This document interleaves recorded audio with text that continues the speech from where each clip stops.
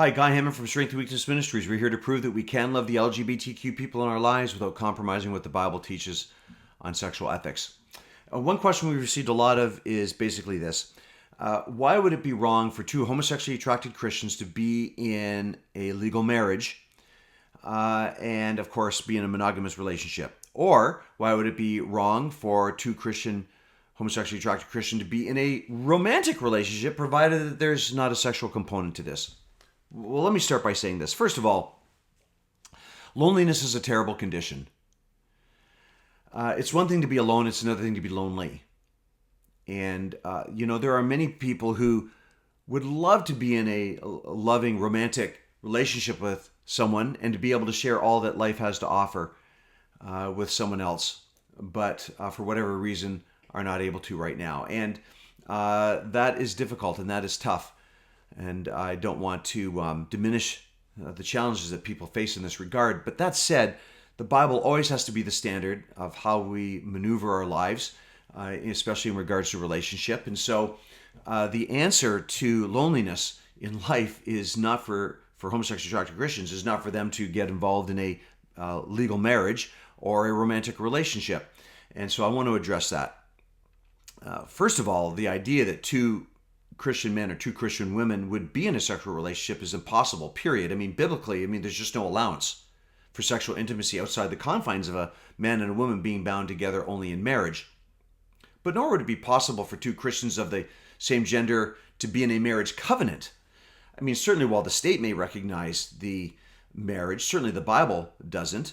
In the Old Testament, God's people are seen as the feminine, as the bride of God, and God as the groom. In the New Testament, Christ is specifically seen in the male role, his church in an equally specific female one. We see this in Revelation chapter 19, Revelation 21, Revelation 22. And so, you can't recognize this model without recognizing the inherent male to female connection.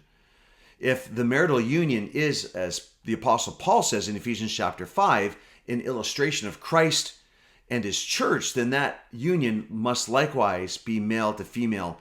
And sexual intimacy between a husband and a wife is meant to honor that model. But then the question becomes, why would it be wrong then for people to not maybe be legally married and even be involved in a sexual relationship, but just be in a romantic relationship? Why would this not be right? Here's my response to this. Romance by its nature is erotic. So, suppose you were going to remove the term romance from the relationship. In that case, it's just two men or two women having a brotherly or sisterly love for one another that speaks to commitment and care, but certainly not eroticism. Admitting that the relationship is romantic takes the human connection to a whole different level that God never intended for members of the same gender.